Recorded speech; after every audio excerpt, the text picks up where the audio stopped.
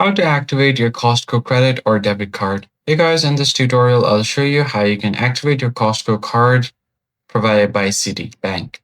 The first thing you're going to have to do is open up your web browser and search for Costco Visa Card activation.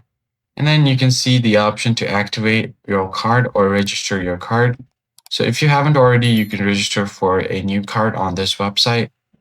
Now you'll see a PDF guide on how you can register for your card. But in order to activate here, you can log into your Citibank online and enter the card number here. And after doing so, you'll be asked your social security number or your date of birth for verification. You're just going to have to provide those information. And once you have entered your card number, then you should be able to continue on with your verification. Now just click on continue and you should be good to go. And just follow the on-screen prompts and your card will be activated. That's it for this video, guys. I hope this tutorial was helpful, and I'll see you guys on the next one.